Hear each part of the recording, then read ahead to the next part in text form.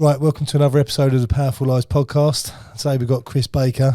How are you, Chris? Yeah, I'm good, mate. Obviously, I'm really good, mate. Yeah, really interesting story. Really been good just catch up the last sort of 10 minutes to actually find out.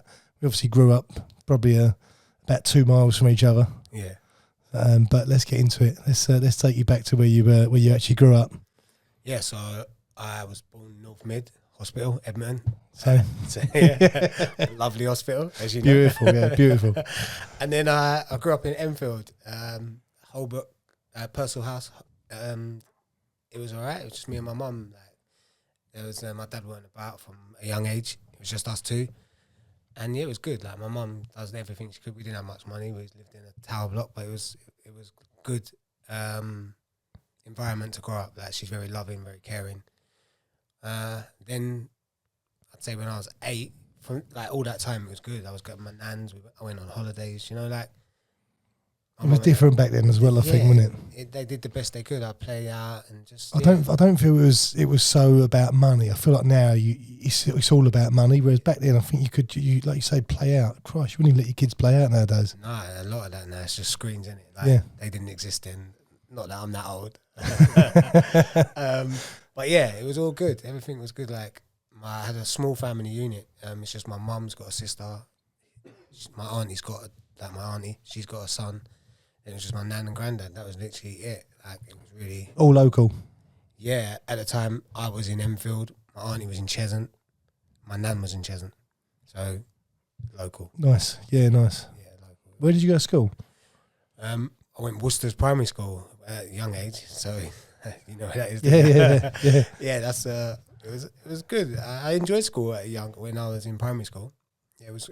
I had some friends and that. You know, it's like it was just a family, and that school was good. Everything was all right.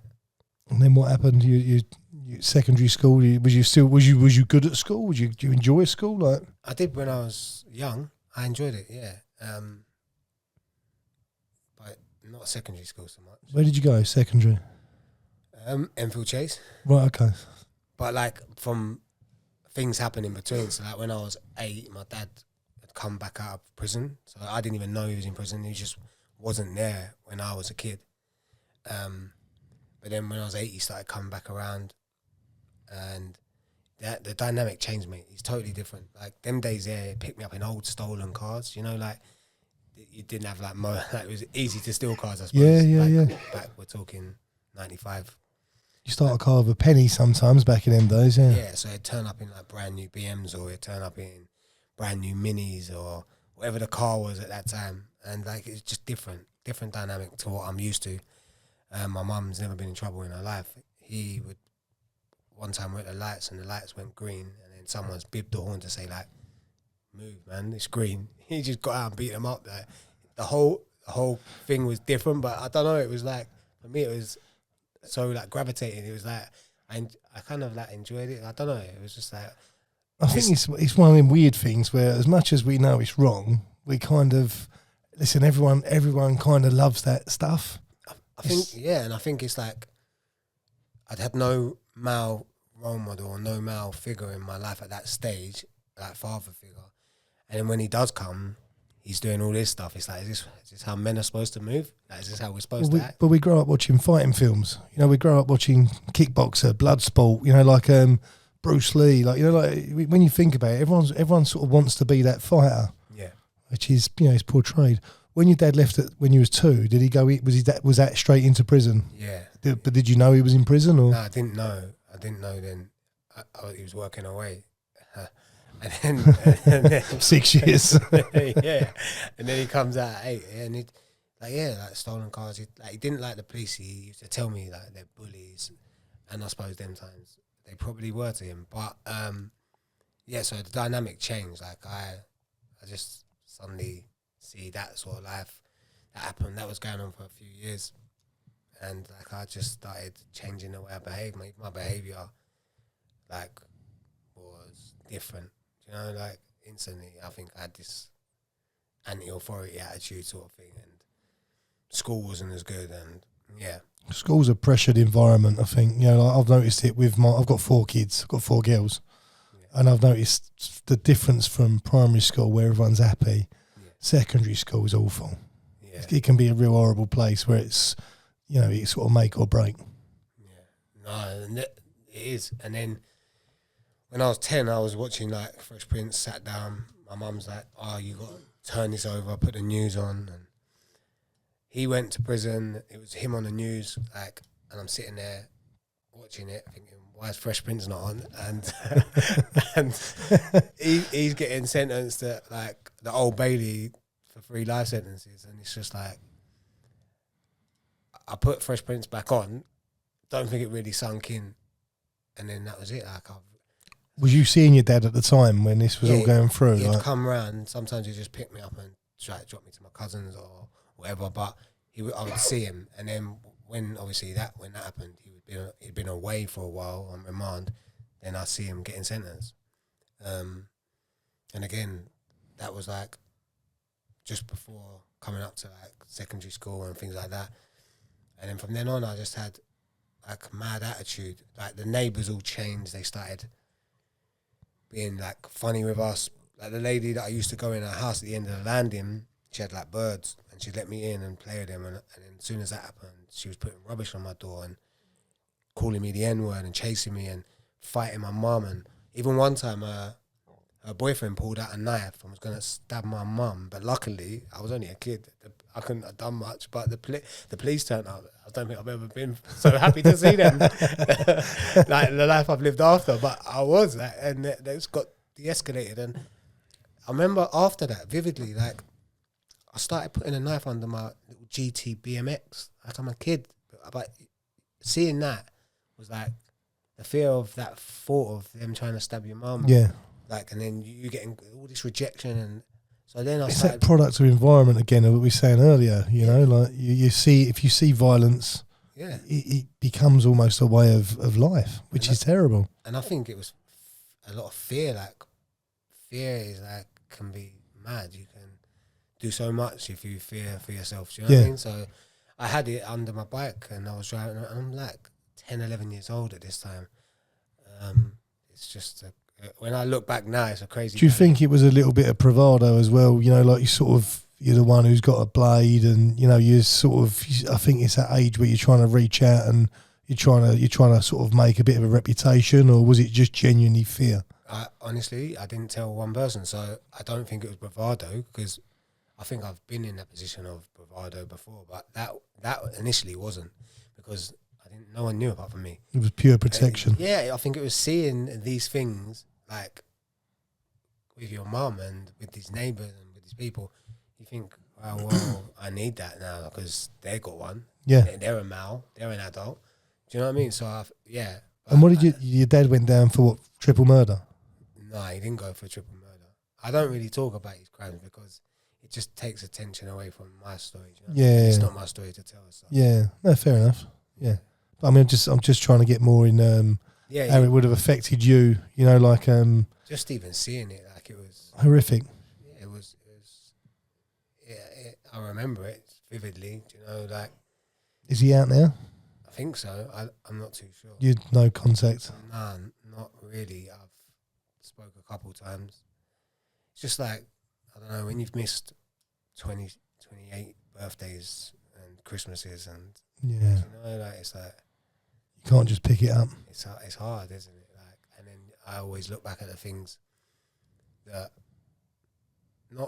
I have the control to not act a certain way, but when you're young and you see these things and they've implemented your life and then you've lived a life like I have, and then I look back and think, would I do that with my kids? Like, regardless of what life I'm living, would I be that irresponsible? And yeah, I don't think there's a real relationship there or basis for one.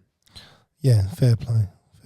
I mean, I suppose, listen, we never know what someone else is going through, as in we don't know what your dad was going through at the time and what made you know, there's obviously something must have made your dad angry. Mm-hmm. You know, we don't know what I'm sure you do, but I don't know what his upbringing was and how good that was. But it's the knock-on effect is horrific. You know, like you say, even down to the car incident where you shouldn't be doing that shit with your kids in the car. Yeah. You know, we all think about it, but you kind of got to have that little bit of self-control. Yeah, of course.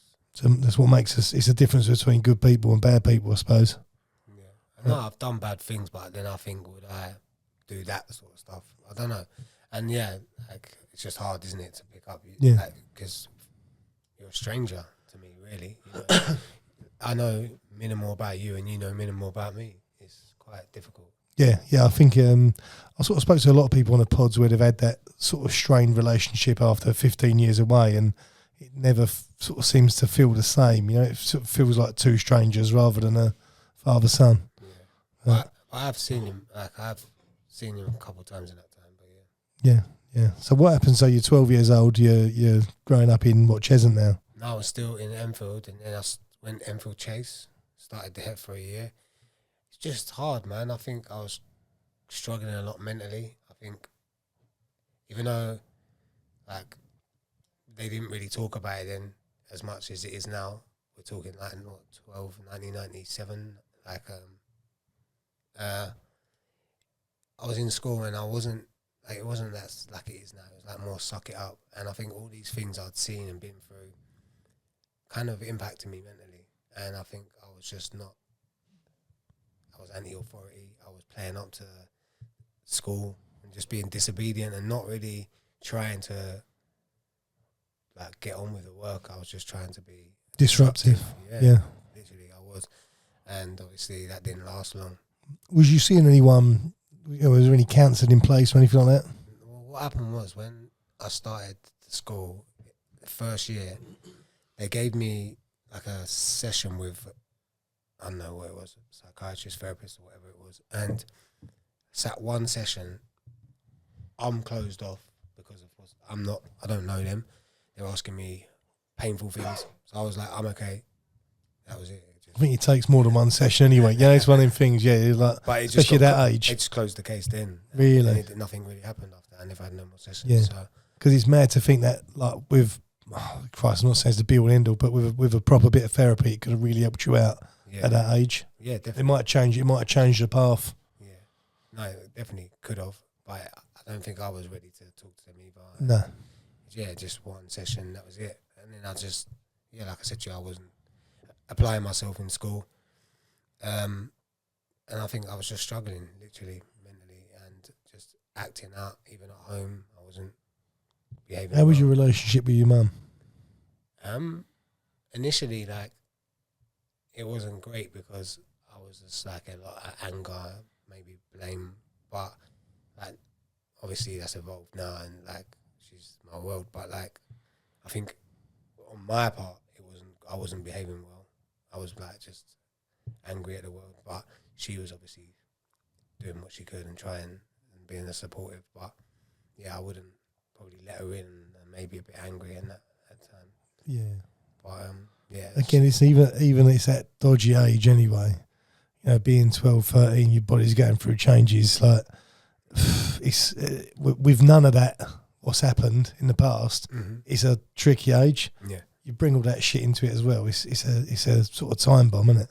Yeah. So what happens then? You start sort of getting in with crime. You're mixing with the wrong crowd. What's the crack? Then I got chucked out of that school, and then I went to one in Oddiston called Sherides. Well, yeah. One of my daughters went there actually for a short period of time. Yeah. So year 8, I was starting in Sherides, but at this time, we're doing like stupid things, like little thefts and nothing heavy really. Thefts, stealing things, and just being kids. Like, do you know what I mean? Just going out, fighting with other kids, causing trouble. Was you still living Enfield and travelling up, or initially? But then we got evicted from Enfield, and then I ended up moving back to Cheshunt. So yeah, like only for the first part of the year, and then the rest of it, I was living in Cheshunt. Okay. Whereabouts in Cheshunt was you? Do you know Rosedale? I know it well, yeah. I was on the Rosedale. Valence Drive. I know Valence Drive well, yeah. I was there for a bit. Yeah, small world, mate, yeah. Yeah, I was there. It was my nan's place. That's where I lived for a bit. Yeah. And the Rosedale, again. From like, Enfield, it was lovely. Yeah, I was going to say, because obviously I was sort of Freezewater, which, Christ, people in Cheshunt, they were rich. Yeah, that was how. It's like I remember, like my little brother's your age. He's over there. He's 37, right? And he went to school, he went to St Mary's. So looking at that there, all these mates, all my friends were sort of Edmonton and Enfield, and they sort of had nothing. And all these mates were living in Hammond Street in, you know, like big 4-bedroom, two garage houses. You used to think, oh dear, like worlds apart. No, and it is. It's only a couple of miles up the road, but you used to think of that. Even like, so we'd come down and I'd get my friends from Enfield would come down and rob all the dealers from Cheshunt, and they'd like just give it up and that, and they'd be going back to the area laughing. Like it was a total, like you say, it was a total different world. Yeah, it was. But yeah, I was there and it was nice. I was at Sheridan's for a bit. I think again, I didn't really adapt to the environment. I didn't listen, same sort of behaviour, and I ended up leaving that school. I think my mum tried to go even further. Went to Bedfordshire for a bit. Oh really? That didn't work because I didn't really fit in well. I think you've gone from. You're a long way out there. Yeah. You've gone from. You sound different in Bedfordshire, didn't you? Oh mate, it was different. It was different. There was not many black kids in school. Like even going from Enfield, the culture to Enfield to Hoddesdon was mad. Yeah. You go to Sandy, it was called. I know Sandy. Yeah. Oh my god, it's even worse. But so that didn't work for long either. I think I'd done a couple of years there, but then I ended up getting chucked out, no GCSEs, and then I went back to Cheshunt, back to Rosedale, and that's when I think crime really elevated for me, like 14, 15. I suppose you're at that age where you want nice things, but you've got nowhere getting them. Yeah, you know, you've screwed the education up. Yeah, and then my nan, when I was at her house, she's like, if you're living here, you got to go to work. And they're old school. My granddad does painting and decorating, and it was very much, we'll get you a trade. And yeah, lovely, but like, I'm sitting there outside earning my week's wage in a day. And you need to go and fucking carry fucking slabs or whatever. It's like you lose you lose perception of money. I think, don't you? It's one of them. Like, yeah, and you're like, oh, why am I going to go and do that when I can do this? And yeah. I can only go get out of bed for an hour a day, and I'm earning a week's money. Yeah, it's like, and it's just that's the trap, isn't it? Whatever comes fast don't last. Yeah, that's the trap. Yeah. So I was just doing that, but I was still doing work at the same time. What sort of crime was it? Was it just robberies? Was it sort of just what, robbing drug dealers? Yeah, what was the crack like? A lot of robbing drug dealers, but also a lot of selling drugs at the same time. Yeah, you're serving up as well, which is kind of hard sometimes, like because you lose trust, obviously, because you're robbing drug dealers. But like, I did have like a good line, and yeah, I was doing that. And then it's just a lot of what comes with that life is fighting. If you've done someone wrong, then you're going to be on. If you're always fighting because you're always out, people trying it. It's just that life only attracts negative stuff. Yeah. In my experience, it seemed to be about, because I remember we used to get in the King James now and again in Cheshunt. Yeah. And you go in there, and it seemed like there was about 30 people around your age drinking in there, and every one of them was trying to sell drugs. Yeah. And it was like, I used to sort of pull my little brother to one side and say, listen, do not get involved. Yeah. You know, it's only going one way. And they must be selling to each other. It's like, it was crazy. It's a competitive market there, isn't it? Well, that was it. You go in there and you could just see it was just a drug-fueled place. Yeah, but Cheshunt, they love it, man. Like, it is competitive. Everyone's in the pub trying to network and build their lines up, but King James was a good spot. It's gone there, isn't it? Yeah, it's a tall place now. Yeah. I only realised the other day I drove past. I didn't know it had gone. When I, as you know, like I'm quite old now. That used to be the King James and the Rose and Crown opposite. That's it. Yeah. And them spots were alright. They were active. But I remember. I didn't get down that much, but I remember it being like a mass brawl in the Rose and Crown opposite, like tables, chairs, all the time. A Wild West, yeah. I think what it is you get people like from, like we say, Enfield, Edmonton, Topland, like this go out Cunch, Cheshunt, and they're in Cheshunt, and then you got people from other areas of London doing the same, and then you got, and before you know it, you got the people from Cheshunt, like, and it creates animosity, doesn't it? I think back then, this is probably the same now, but back then it seemed like you you only got beef in a neighbouring town, and that's it. You're an outsider. Yeah. You know, that's enough. That's enough for it to kick off. Like, you know, what's this geezer from Waddleston doing in Cheshunt? Like, But yeah, I used to like it. I like Cheshunt. School, when I come back there, I was just doing all these crimes and robberies and selling drugs and getting my friends from Enfield still to come up and like take stuff off people and just a lot of just nothing serious, I suppose. Like some of the violence was, but like you fight fire with fire, so whatever's coming at you, you're gonna. That's the game, I suppose. Yeah, you know, it's like everyone's. If you're out robbing people, you like you say, sort of live by the sword, die by the sword. Yeah. At that stage, I hadn't been prison. I was just going court quite often for stupid shit, and it was like a day out. You go there, you come back, you'd always get maybe probation or some order, and then was it almost like a badge of honour, though? You know, like sort of I'm in the court again. Was it? Did it feel like that back then? You know, like I think like in a stupid, dumb way, like it was like. But you'd go in court and you'd be like, "Who's in here today?" Because you'll see all the people who you might not get on with might be there. Yeah. And a couple of times I actually had trouble. Not trouble, I wouldn't say, but like there was confrontation between me and another guy because he got robbed or like we don't get on. Yeah, we're in court and then it's like, oh my god, not good look. Yeah, in this place, it's the last place you want to be. Literally, but it just happened. Kept going there all the time. What about this sort of, when you're going through this? How was the relationship with your mum? Yeah, strained. Yeah, that's the worst thing that's come out of everything.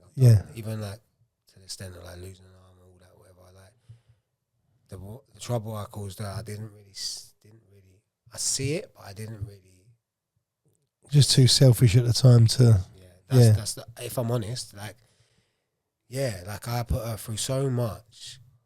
Because obviously I'd be getting raided, they'd be coming to the house, like I'm out, she's never can sleep, like she's nervous, I'm an only child. Yeah. On her, do you know what I mean? It's a lot of impact was on her and I was just too wrapped up in my own bubble to even contemplate how I was making other people feel. Yeah.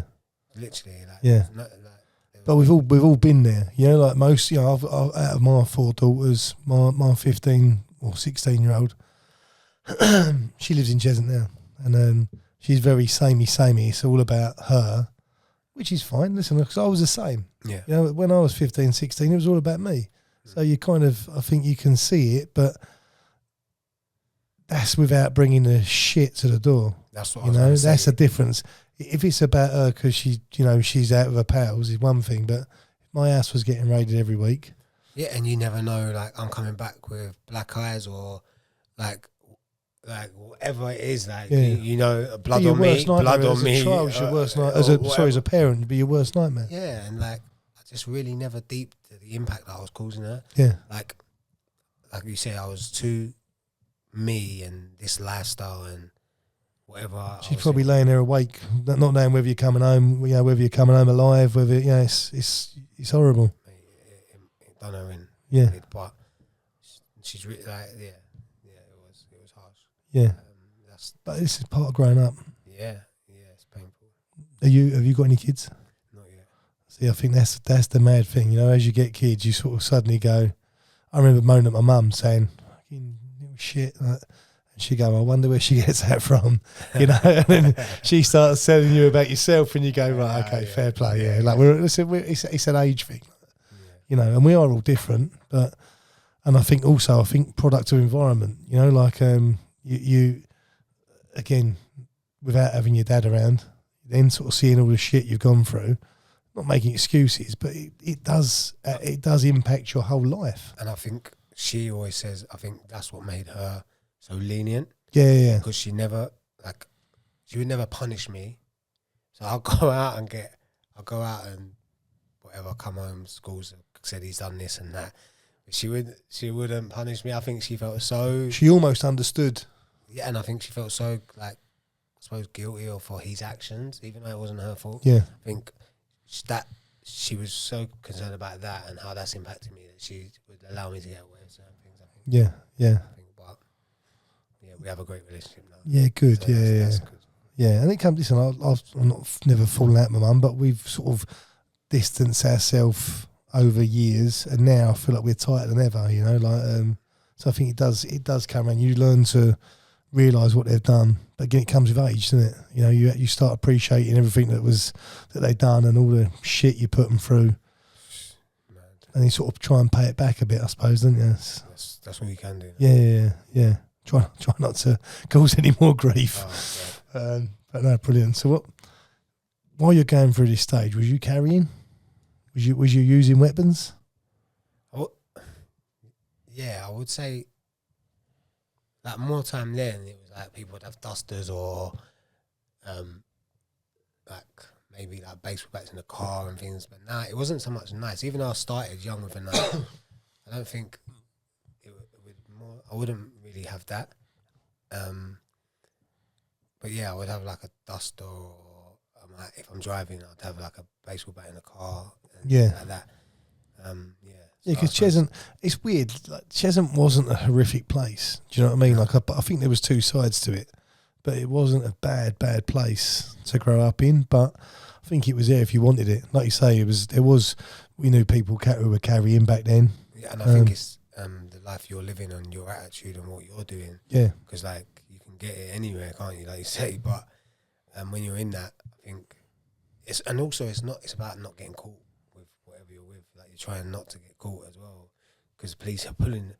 Like when I'm driving, police are pulling me over. I don't know, five times a day sometimes. Really, yeah. It weren't like what it is now. It'd be like we can smell weed, search in the car, get out. Do you know what I mean? It was total different to now. Like I don't ever get pulled over now, but then it was on like all the time. Don't you think that's the maddest thing though? Now you're living a clean life, you don't get pulled over. Well, I have this thing because a lot of people say about like people getting pulled over all the time because of their colour or whatever. There's a lot of like controversy around this at the moment, or even like back then. But I look at it like when I was active, I was getting pulled over 5 times at least, like a day, whatever they was on me. Whenever they see me, they're spinning, coming, getting. Yeah, because they're not stupid. But now I'm not getting pulled over. So at that time, I even thought, you're racist. But clearly now I'm not getting pulled over, so something's changed. Yeah, and I don't. It must be because the variable is what you're doing. Like the old people know what you're doing. You know. I think so. But I think also now they have to have more reason to pull over as well. How did you find racism growing up? Because my 2 eldest kids are mixed race. Mm-hmm. My eldest is 19. Mm-hmm. I spoke to her a few years ago when all the BLM riots were going on. I sat down and asked her, I said, like, have you ever experienced racism? And they said no. Well, I told you at 10, the lady was chasing me, calling me the N-word. Yeah. And when I moved to Cheshunt, often when I've robbed someone, I'm called a monkey or black this, black that. So, yeah, I experienced it, but I don't know, like, yeah, I did experience it.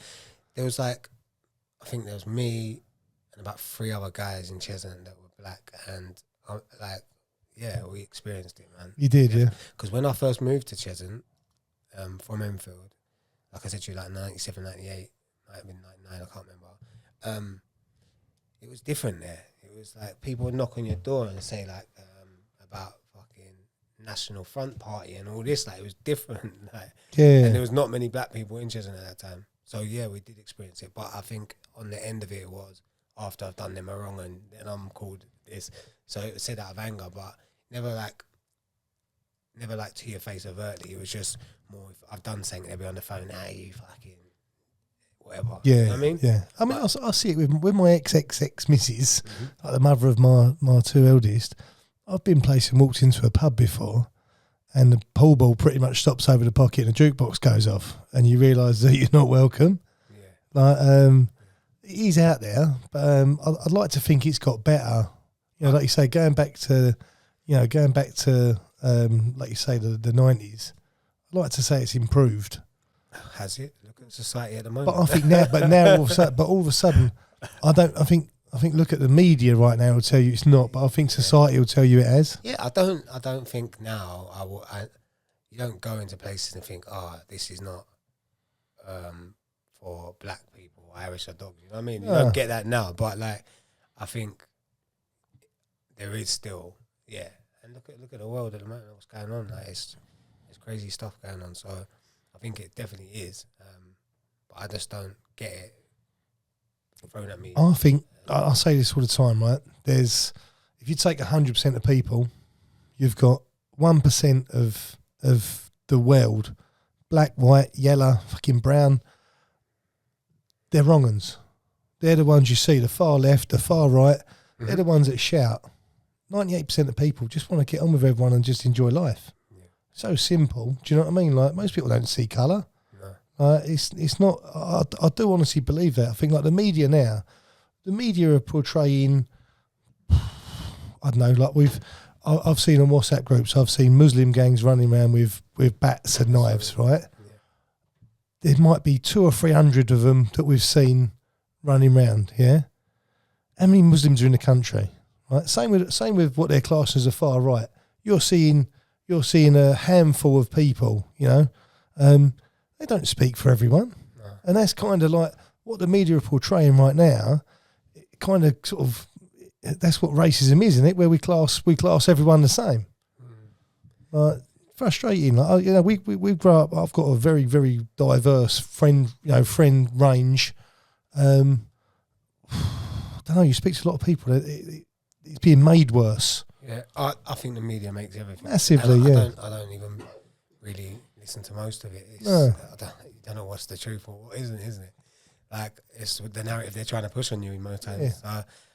But I can talk from my own experience. I have seen it. And yeah, there's definitely stuff going on at the moment. It's just, I don't, like you say, the media, you can't buy into anything that they put No.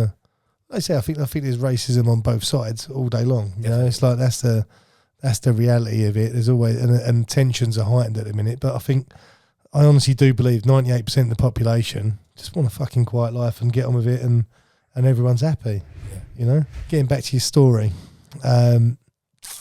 you're obviously now serving up small, big. Does it get bigger, or was he sort of view to grow it into this, or was this just like a wage? Yeah, no, like I had like a mainly ticket line, but then I'll do like big bits of skunk or pills. I'd get pills. Pills were popular them times. So yeah, them sort of things. But I preferred the ticket lines, to be honest, because it was, I don't know, I just had a better way of making them. And I think with the bigger bits, it's a lot more risk of bird than the smaller. But yeah, it was alright. It was doing alright. I was just spending it as it come, really, though. I wasn't investing it, saving it. I was just flash cash. Just spending it. Yeah. Really. What sort of money are you making a week? Depends. I don't know, 5-10 quid sometimes. Yeah. So you're having it off. You know, you're earning some decent money, but so it's just. Yeah, it depends. Like some weeks, and then but never really much below 3-4. Do you know what I mean? So it depends. What's there, what's available, what I can drink off. But again, I was just spending. Like I did not do nothing wise with it. Yeah. So I wasn't using my head at the time. I think when people first get money, I think they do kind of think it's going to last forever as well. Yeah. You know, they say the second time round you keep it. Is that what I say? Yeah. Yeah, because you just don't really. I don't know. I think there's that life I was living. I think also, listen, when you've gone without, when you've grown up. Listen, I grew up in Enfield, same as yourself, right? We didn't have money, so when you first get money, whether it's honestly or corruptly, you don't value it. Yeah, you kind of want to go, right, well, all these things I've wanted them for 20 years. Mm-hmm. I'm going to go and get them, you know. And I think you do go and, you know, you want to have a bottle of champagne here and there, and you want the flash cars or it's like the nights out, and you kind of blow it, because I do think it's one of them. You know, it's what you've craved for. It's what you're doing it for, really. Yeah, and you don't value it because it's come so easy. No one goes into drug dealing thinking I'm going to drug deal and then I'm going to buy a house portfolio. Like it's kind of not the, you know, most people going in it just for the easy, fast money. Yeah, get it and enjoy the life. And I suppose also you kind of don't know how long it's going to last. No, never do. No. So yeah, I was just doing that really, and then I think the first time I went to prison was like I was 20, and I went into court. I've been in court so many times, and I'd gone in this time for breaching a community service. I was like, I ain't doing that. And the judge gave me 12 weeks, and it was at Hertford this time. They used to have a court in Hertford. I don't know if you remember it, in the middle of the town. Remember? Oh yeah. And so they sent me down, and I was in the cells like, this ain't the day out that I'm used to. What's going on here? And then like the nerves kicked in. I'll be honest with you. I was half shitting myself. Like, where am I going? What's going to happen? Just pulled up the sweatbox. First time in the sweatbox. I'm in the sweatbox. I'm like, fucking hell, like sardine. And I don't know where I'm going. Don't know who's going to be in there. They say you're going to Woodhill. It was a Cat A at that time, in like 2005. It was like renowned. It was quite like you're off thinking, oh shit, what's it going to be like? Who's there? Who don't I get on with? I pulled up, and then the door shut behind you. And then reality hits me. You're in this sweatbox, door shut. You ain't going home. You're here for 6 weeks. I know 6 weeks now, in hindsight, done a bit more, but it's nothing. But it is the first time. It's a long 6 weeks. You're in there. You don't know who you're going to see. You get on the wing, and by the time I got on, the wing was shut down. So I'm waking up in the morning thinking, who's going to be? Come out my door thinking, oh shit. How did you sleep that night? I hardly slept. No, I was going to say, I was in a cell with some guy that was like half. He was a bit an addict. They put me in because I'm new and I don't know the ropes. I'm half swallowing it. Like they're thinking, this fresh one will bang up with him. So I banged up with this guy. he's half like, well, he ain't even half. He's fully like he's got drug issues, and I'm in this cell. He's the least of my worries, even though he stinks or whatever. He's the least of my worries. I think I come out in the morning and who's here? And I come out and my next door was one of my good friends. So it was sweet. It was sweet. Touch. But like, yeah, I was nervous. I can't. It's just the unknown. It's the fear, the apprehension of you don't know who you're going to see, what you're going to do, how's it run. Is it like this, the stories, the films you've watched? Like, you don't know what it's like here. And then, in the end, it's just like youth club. You play pool, you play table tennis, work out, family, go shower, and you bang up. And then by the end of it, 6 weeks over, and you've actually, because 6 weeks sentence, you can't do no courses. They take longer to do courses. You've learned. I feel like you've learned nothing. In the short sentences, you learn nothing. You just come out more connected. Yeah. So like, I've met you. We get on, right? We're gonna do it when I get out. We'll link up, and before you know it, you've made more. You actually grown your network. Yeah. Yeah. In a negative way. Yeah. So I come out same day. I got out. Again, this is where it impacts the mum that she couldn't come and see me because she couldn't take the fact that leaving me there was heartbreaking to her. So she couldn't come. She sent my auntie. My auntie come and see me, and then I get out. She's there to pick me up, and it's like I didn't even. The first thing I done was send a message to everyone I'm back. Do you know what I mean? Like, on my phone. Shops open. And added them same numbers that I just got from on the wing, and added the people that I just met, and like went and got a haircut, and it's just like, now in hindsight, it's like, you didn't even consider what you was doing. Yeah. The first thing you done after that, you learned nothing. So I went straight back at it. But I didn't have a license then. I'd lost my license for drink driving, so I bought a bike. Just to get about on some stolen bike, and I was just like going around on that, like it was like a Ringer copied bike, like an R6, and I was just floating about doing things on that. Yeah, and then one night we were out drinking again in a pub. Me, I'd say the Plug, and another pal of mine, and the Plug gets a call, and his missus has crashed and died on the scene, hit a tree. But his little girl's in the back, and it was like, wow. He went to the scene, and me and the other guy carried on drinking, and he was begging me at the end to not drive the bike because I was drunk, and I was like, nah, I feel all right. I was like, and I had to go and meet someone, so I took this drive, and I've gone to the person, met them, done the transaction, but as I'm pulling off, the police come behind me with the blue lights, and I was like, still half cut, and I dropped the gear and I shot off, and I come to the bend. I was going at 100. I was swerving. The police couldn't keep up. Came to the bend too fast, and it started snaking there, and it catapulted me flying through the air. The impact was so much, the helmet come off. Yeah, I went through this fence Thomas Rochford, Yeah. Cheshunt. You know where that Yeah. speed camera is. You remember the railings now is metal, but they used to be wooden back in the day. And I went through them, and they're like 3 slats of wood, 4x4, through them and down into that ditch and landed in that stream. I looked up, and the police officer is like a guy that was my schoolmate in Sheridan's. And he's saying, like, stop moving, it's worse than you think. And I'm looking at him, and I couldn't breathe because I punctured both lungs. Well, I could, but I felt like I couldn't. And, like, I'm still trying to get away, but my arm wouldn't come. So, I broke 10 ribs, I punctured both lungs, I shattered my scapula, I broke my pelvis, broke vertebrae in my back, had a massive head injury. Stretched the nerves in my legs. And, like, I was rushed to hospital. A team of dedicated surgeons was working on me for, like, 12 hours, trying to save the arm. But eventually, they had it in pins and scaffolding, and I come out. I was in a coma. I came out of the coma, 2 weeks in induced coma. And then everyone's around looking at me. And the first thing I said, like, Billy, get me a drink. I got dry mouth, and everyone starts crying. And then now I know that they was waiting to see if the head injury was brain damage.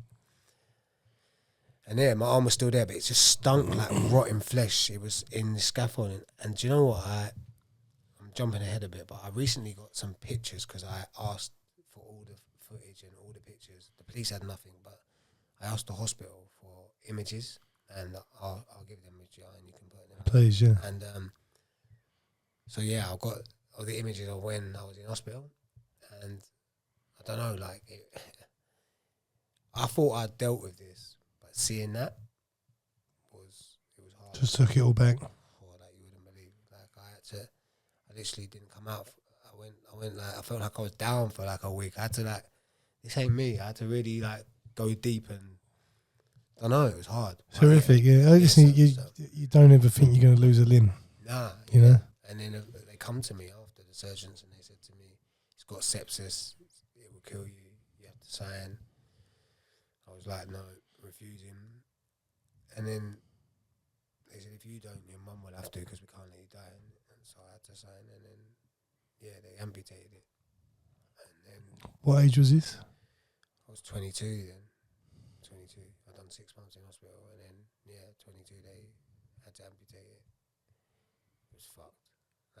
How was you? I mean, obviously, mentally, I'm guessing you can't get your head around it, right? Like, mentally, it was so hard, because I was suddenly plagued with insecurities, like, which I've never had.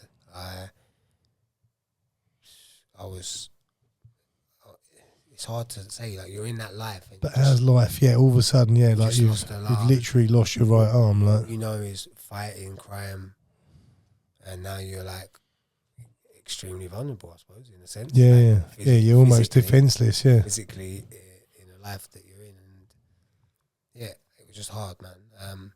Obviously, I had PTSD. I was depressed. I was anxious. I was just in a bad place, and a lot of like guilt and anger and resentment directed towards myself. Like, you fucking drove the bike drunk. I hated myself, like in a level that I don't think I'd ever done. But how do I deal with that? I project it outwards, as I always have. So become an angry human. Just angry, like that anger that I feel for myself is projected everywhere, yeah. And then like I'm just unbearable. So when I left the hospital, I just stayed in my house for two years roughly. Like, I did come out occasionally, but majority of the time you were just in, wouldn't come out, stayed indoors smoking weed. Didn't want to face the world. Yeah, my friends would knock on the door. I'd ignore them. They know I didn't. They know I was in. But yeah, it was just a dark place.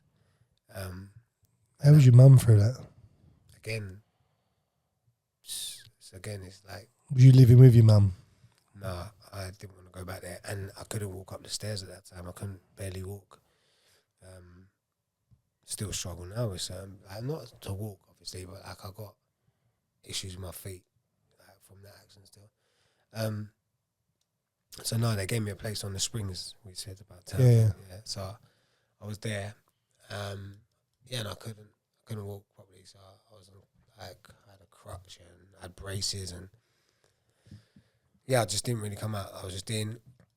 Then I started getting a bit more better, a bit more stronger on my feet, a lot of physio, and then I was like, my answer to it, I did go to the doctors. I was asking for help.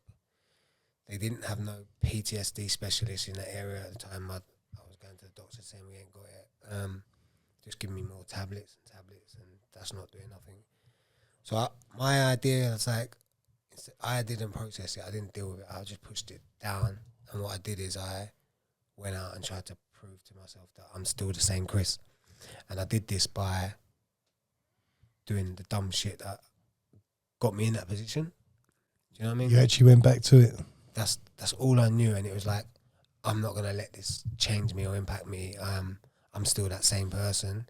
But the irony is that the person that I was trying to be was not the person to be anyway. So, but yeah, so I started, and this is when I would say I use knives more, because I felt even more vulnerable. If I'm honest with the situation, I felt, yeah, like I could tell, like, people that before I lost my arm, that I'd done wrongers to or had fights with, or just wouldn't say nothing, were now piping up. Give that, yeah. What, you know, now they want to have it, yeah. Yeah, and I'm like, oh God. So like, I knew then, like, oh God, yeah, people are not everyone's feeling some sort of sadness for you. Most people are thinking, and got your comeuppance. Yeah, now sure, it's their time to fucking give it back to you. Yeah.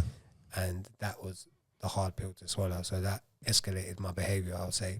Yeah. And this is horrible, but to be fair, you probably would have done the same. And you brought it on yourself. Yeah. It's horrible to say. Yeah.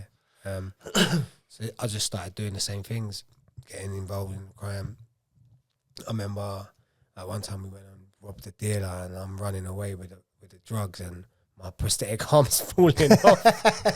And I'll never forget, because I had to pass my powder bag, and I had to like grab this and run with this, and it's just like, what the fuck are you doing? But I wouldn't go out without that prosthetic arm, because I felt so insecure. Yeah. So insecure, man. And that thing, it would come off every time it was hot. It would get, because it's like a silicone sleeve. Yeah.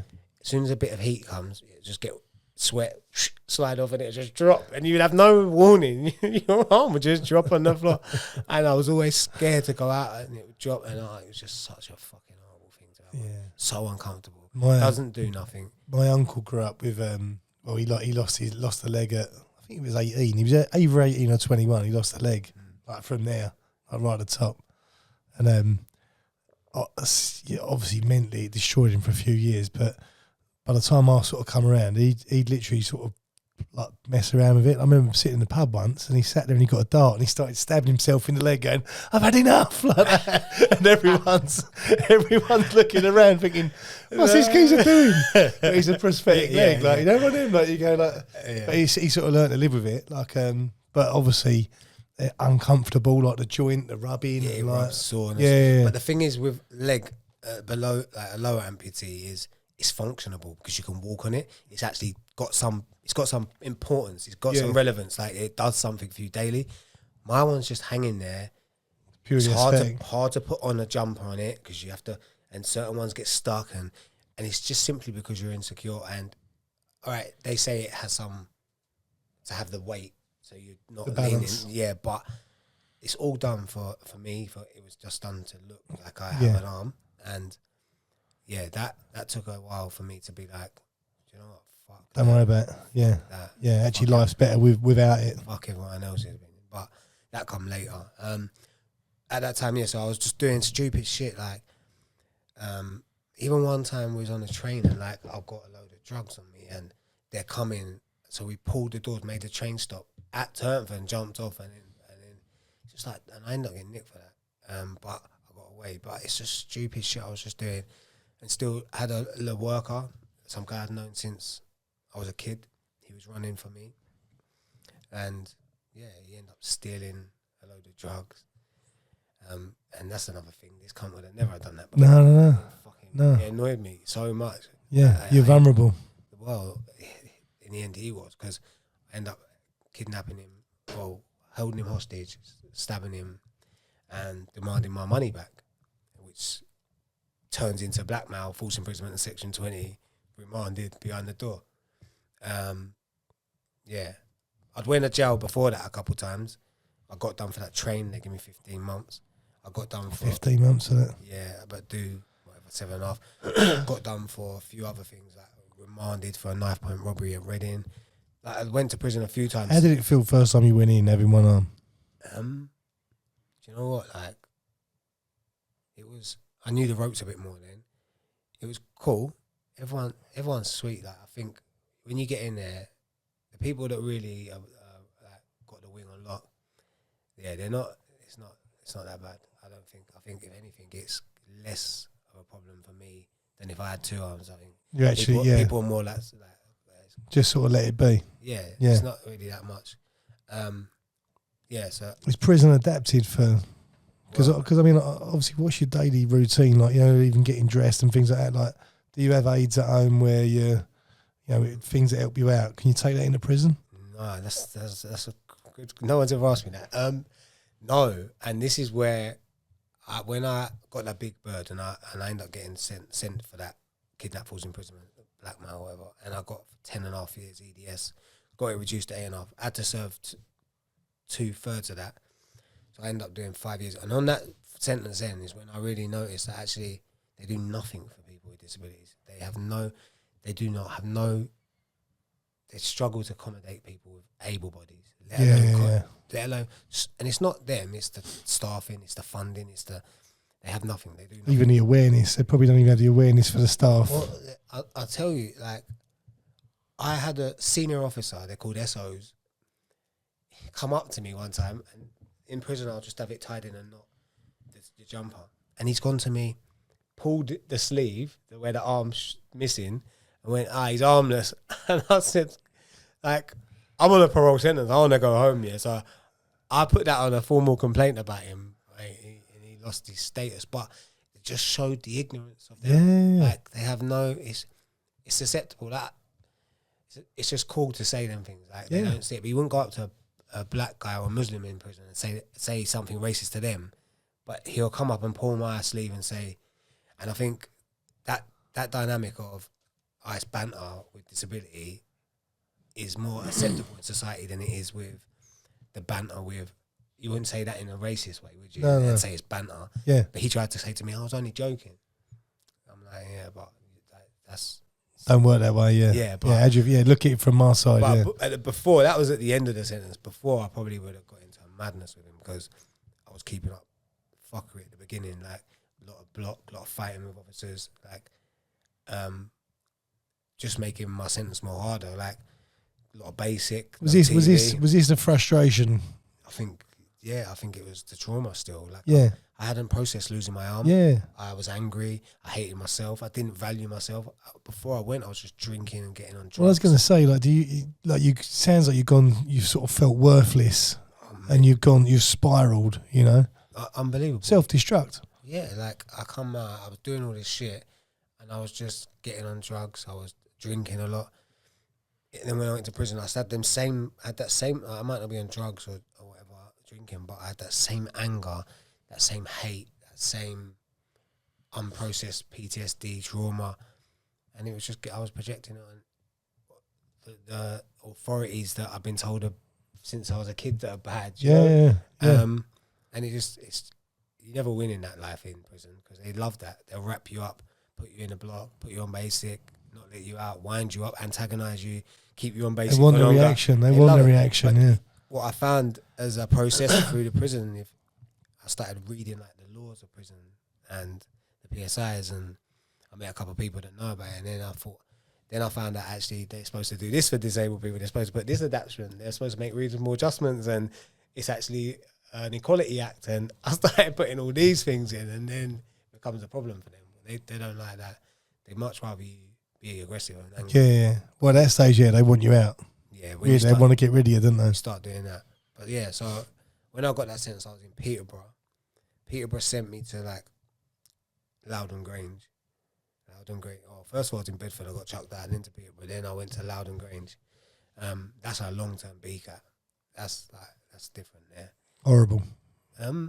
It's just proper people that have got big sentences. So, but do you find? I mean, a lot of people seem to say that in them sort of long sentence BCATs, people are just getting on with it. much better. Like, if they're gonna do you, they're gonna try and It's going to be end your properly. life, and they're gonna try fucking. But like today stuff, it was run smoothly. There's never like hardly ever do they say, oh, there's been a disruption on C-Wing. Like local remands, you might not get out when you're supposed to get out. Long term, they run it smooth. Like if you're supposed to get out, you're gonna get out. If there's a disruption, like an incident, they would get it dealt with quickly and then let you out. Like in BCAT, that means that incident on C-Wing means A-Wing ain't having SOS today. Like, it's stupid. But in long term, what I find is your structures run, so you get structure. You can do courses because you're in for a long time. So I've done some courses. I've done Resolve. And that, I didn't know nothing about emotions. I was totally naive to emotions. Honestly, it wasn't something we spoke about or I knew about.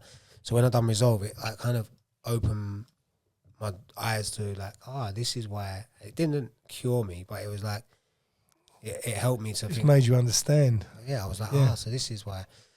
So then I set, like in Resolve, you set some goals. My goal was to get to DCAP, and I'm in BCAP. I started writing my life because everyone always say to me, Chris, your fucking life's mad. Da, da, da. So I started writing it. I've written it all down in one. And you're writing with your left hand now.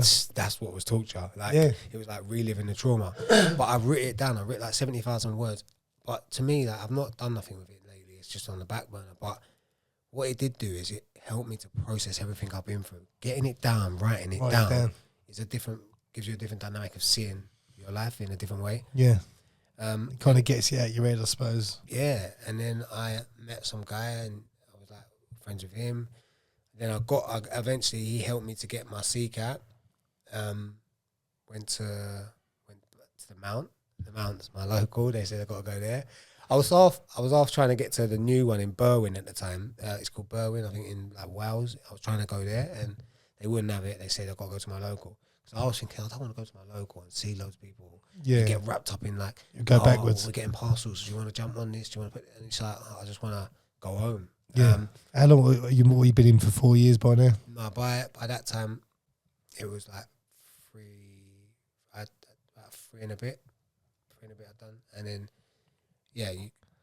you felt pretty reformed at that stage. Like you felt like you turned the corner. Yeah, so I'd done CBT in Loudon as well, and that really helped with like just understanding the trauma a bit better. It wasn't great, but it just helped, and I think that with writing things down, learning about emotions in Resolve, put me in a better place to, I'd say, not be reactive so much and focus on going to DCAT, which involved playing the game, I suppose, in prison, like biting your tongue, banging up when they say, not getting IEPs, staying enhanced, and just progressing through the system, like, and going under the radar. If you're, everyone's got their little hustle going on in prison. You're always doing this, doing that, but just keeping it calm with the screws and just not being, because some of them can be like really pricks, but then some of them are all right, like in a sense where you can just do get your on thing. with it. Progress. All you want to do is go home as soon as possible. And if I can be in a DCAT where I can go home and start rebuilding family ties, which they actually are broken at this stage, then let me get there. So it happened. I went from Loudon to the Mount, and I did, like I said, I didn't want to go to the Mount because a lot of people that are from my area be there. And I was trying I was trying to go up to Wales, Berwyn, but they wouldn't have it because it was new. And I thought, when a new prison, it's like, be nice, yeah, and you can go there. But yeah, they sent me to the Mount, and it was actually good for me because the Mount had just had riots at the time, and my friend he's there, or a few friends were there, and they was involved in. They see the riots and people getting shut down and whatever. And when I got there was a lot of restrictions, so like the exercise yards was halved, and they was holding people from here to there, and it was like really tight run. And I just used it as a reason to get out. Like, it wasn't suitable. I just stayed there for like 7 months, got my DCAT. And they ended up shipping me to where they sent me, Hollesley Bay, and they rejected me, sent me back to the Mount. Really? Under what grounds? They said because you got an EDS sentence, your actual release date could be in 5 years. But I said, but my parole date's in 2 years. And if I'm in DK, I'm getting my parole. But they said no and sent me back. And then they sent me again to Ford. And it was lovely there. Like, lovely in the sense of, mate, there's no walls. There's no. I was going to say, you get key to your cell, wouldn't you? Yeah, there's no. But even in certain jails, you get keys to your cell, but you got bars and screws can undo it. Here, there's no bars. There's no nothing. Pure open prison. It's lovely. Like, yeah. I say lovely, but it's nice. The best, as good as it's going to get. Good as it's going to get, and it's progress. I've had to work to get there. I've had to behave a certain way to get there. Almost like the system's worked. Yeah. When you're there, you start getting home visits and start seeing your family. I met a guy in there. He'd been to Harvard. I still talk to him now. He was in for like a fraud thing, and like we worked together, and he was like the first, like, I'd say, man, like a male role model that has made a lot of money, and like just encouraged me in a way that I've never ever been spoke to. Just showing you a positive way. No one's ever made me think how he makes me think with the questions that he asked me, like about myself and the way I thought. And honestly, he changed the trajectory of my life because he showed me, actually, you, Chris, what you've been through is the value you can offer to society. You're just using it in a negative way. He said, like, he read my story and he's like, everything you've done, this can be a movement to help people. This could be something like that. And he started showing me ways of like monetizing that, and he was like, oh, this is how you should do this. But just that guidance is why I do what I do, like with mentoring now. Like, it's like just that support changed the whole way I see things. Like, people used to say to me, why are you chilling with him? Like, he doesn't look like an average criminal. He's just a calm, quiet. But mate, my mind's never been like tested or thinking that way. And it was like, yeah. And that's what you needed at that time as well. It was perfect. I think everything happened, and I met him, and I was overweight at the time, and I had like 18 months left to go, and this is when I started training. Never trained in my life. Everyone was getting on to me. Like, my pals even were saying to me, mate, you've been in jail nearly 3.5 years. 3.5 years, and you've just what have you been doing yourself? You've just got fatter. They said. And they're like, why? Like, one of them said, I think you'll never get this time back, but you could get fit and maybe live longer. And that one hit hard, and I just started running. That's great, that is, yeah. Yeah, and it's true. Like, you'll never get this time back. Like, the most precious thing we have is time. Innit?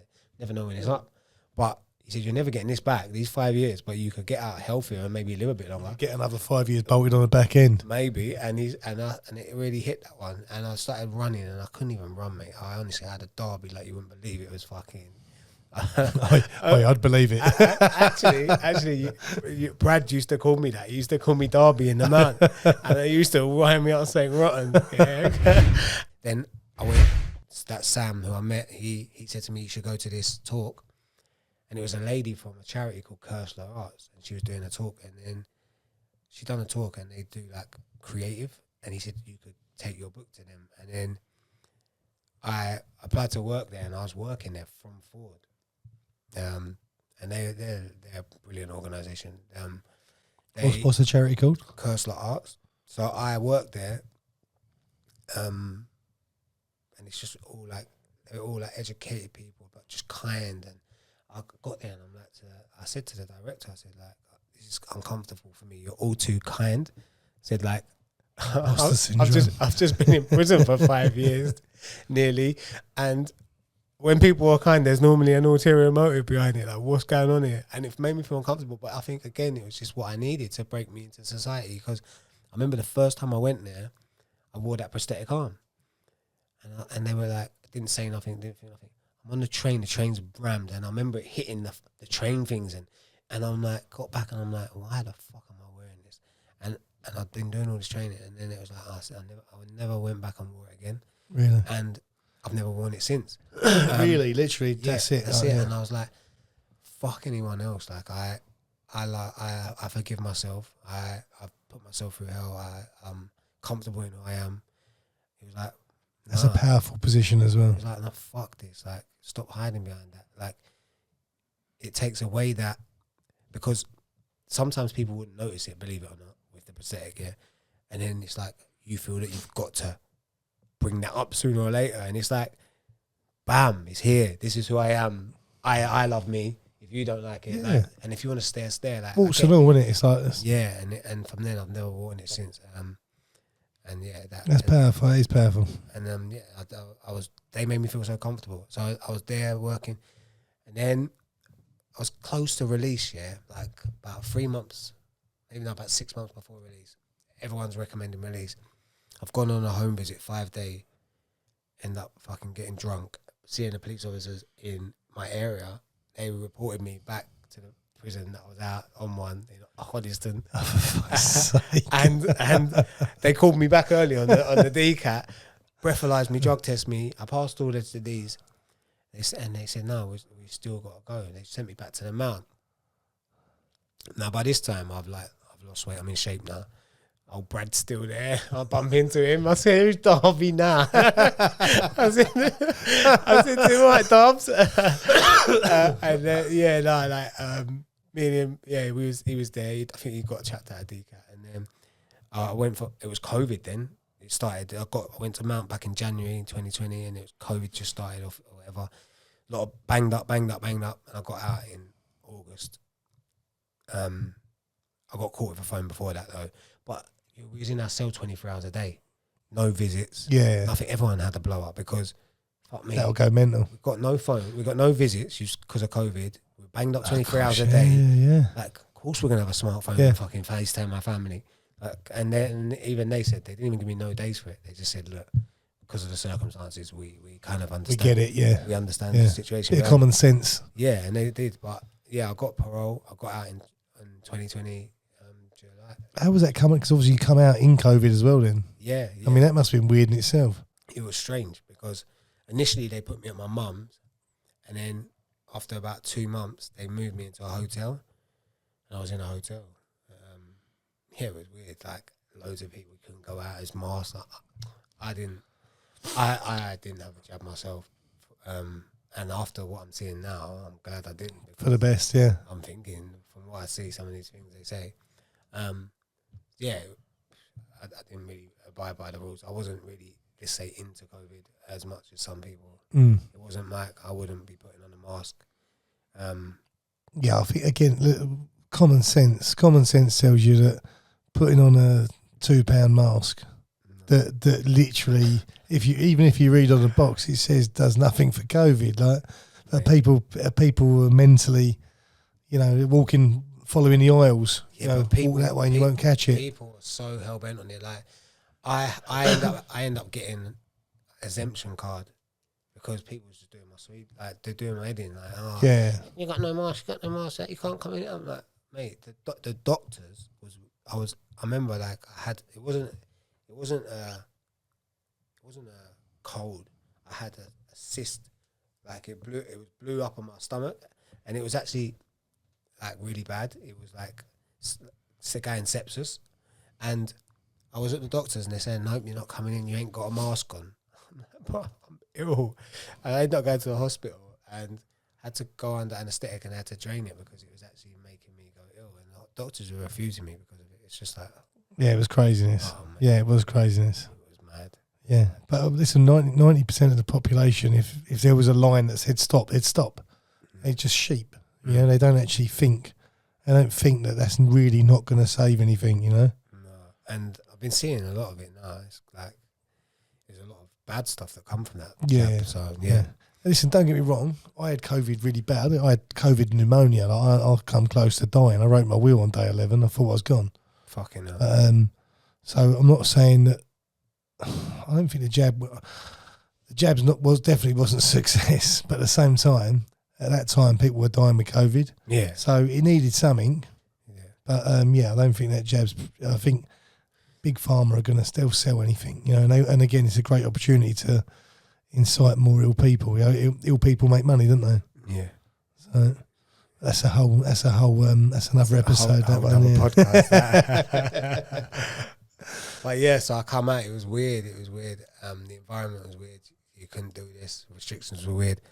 Did you come out wanting a party? Was it or was you sensible, Ed? And I don't know. I felt like I wanted to party a bit because I'd been away for so long. But then I also had all these dreams and goals that I want to achieve. So I was working with that guy, Sam, and we've been working on things to get that moving. Because he was saying to me, like, you should be doing speeches, you should be selling your book. He said you should be doing this, you should be doing that. And like, I just wanted to make an impact because by this stage I'd worked out like a lot of my, like my dad picked me up in stolen cars. I lose my arm on a stolen bike. There's a massive correlation between the two. Like the violence, the anger, the things I've seen, the things I've done, it's like it all stemmed from somewhere. And I wanted to make an impact on society and the people that are suffering from childhood trauma that are projecting it in the wrong way, like myself, like I did. So that was like my core vision of how I can make a difference in that impact. And the things that worked for me were people that guided me to mentoring and then speaking. So going and speaking to them. So I had these massive goals, and it didn't happen straight away. And sometimes you get disheartened because you see people making fast money on social, and like you feel like you're already behind because you've wasted 5 years doing nothing. Yeah. And you're like, it didn't happen, but finally, like things are starting to come together now. Like, I'm in schools properly from September doing my own thing. I've been doing mentoring for a while. I've been in schools, but like it's been with other organisations. And you're mentoring children, like with trauma. More so like children that are demonstrating bad behaviour, Yeah. which is normally stemming from they've had some type of adversity at young, and and I can really get good outcomes with them because no one's got your experience. And I say to him, like, I get what you've been through. I can touch on that on a deeper level. Yeah. Like, so I think that's doing well.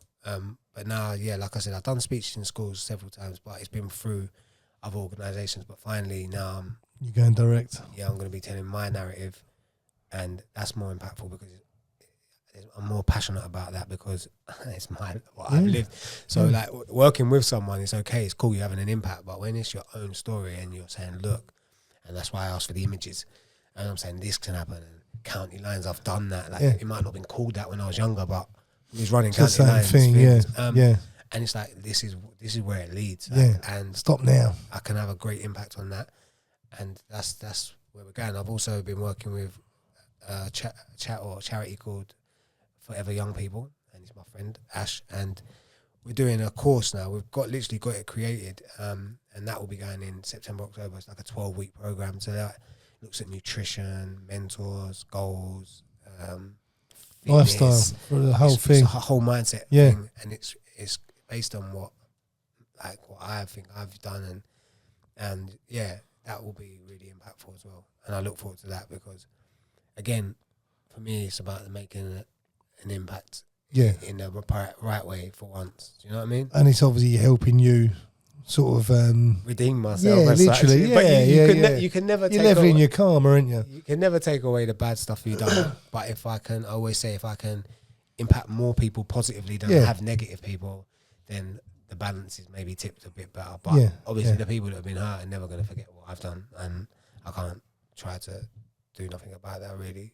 No, but you can make amends this way and stop it happening to someone else. And I think it's needed at the moment. With massively, kids. I think kids at the moment, it's like very confusing for them. I would London's say. lawless at the minute as well. There's a lot of knife crime. But even just in general for kids, I think they're getting a lot of information that can confuse. And I think, it's good to help them in the way that I can relate to.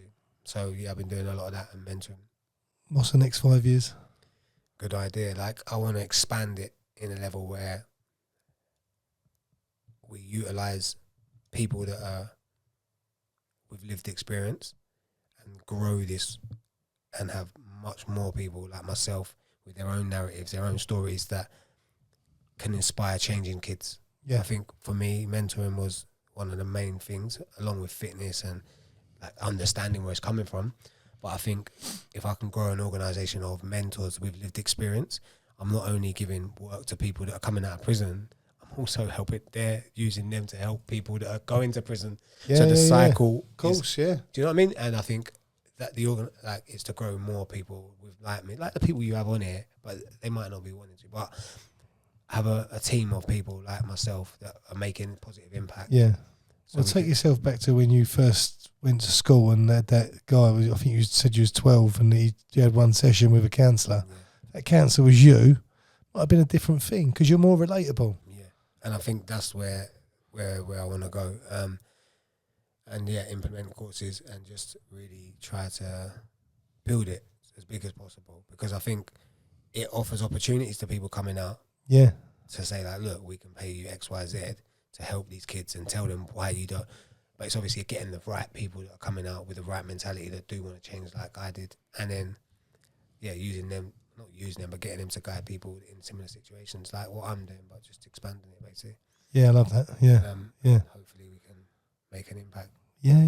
Yeah, no, I think that's great because like you say, the world's getting worse, not better. Yeah. So I think it needs people to step up to the plate like yourself who actually say, look, my life could have been completely different. Yeah. I think again, TV glamorises prison, gangster shit, fighting. Great, and then you're banged up for 5 years, and you realise it ain't as much fun as you suddenly realise. And it's who do you hurt on the way? Like I said to you, my most painful thing is what I've put my mum through, because I didn't deep the level of like, I've not got kids, so I didn't deep the level of how she's gone through every experience I have and felt the same pain as me, but just not actually gone through it, if that makes sense. Yeah. And I didn't really deep that until she broke that down to me. It's like, yeah, she's been through this as well. Yeah, she's gone through it all. Like she said she's done 5 years in prison herself, but she's just been outside, and I was like, wow, like, so yeah, that's the main thing, like how you impact people. So for me, it was crazy. Yeah, to realise that. I think the beautiful thing is that you've seen that, because so many people, they get to 40, 50, they still ain't seeing it. You know, you've realised it, and you've realised the pain you're causing on the way up. Yeah. And you're doing something about it. So, I commend that, mate. So, yeah, thank you. And the next 5 years, it will be getting this bigger. I probably will touch on the book. I've just put it on the back burner for now, but I probably will want to get that published at one point.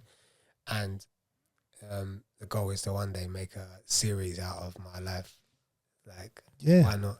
Yeah. I speak to people that are producing stuff like that in the film industry. So I'd like to do that one day. But first of all, I think just setting up this foundation that we're building and see how that goes. And then maybe that's the 5-year plan. No, brilliant, mate. Brilliant. Listen, I've loved chatting to you today. If there's anything else you want to finish on, or you? No, that's sweet. I think it's really commendable about what you're doing there, and some story, mate. Listen, you've been about 2 miles from me for the last however long. Like, it's like living a madness. So, but no, look, it's been an absolute pleasure. Top man, Chris. Thank you, mate.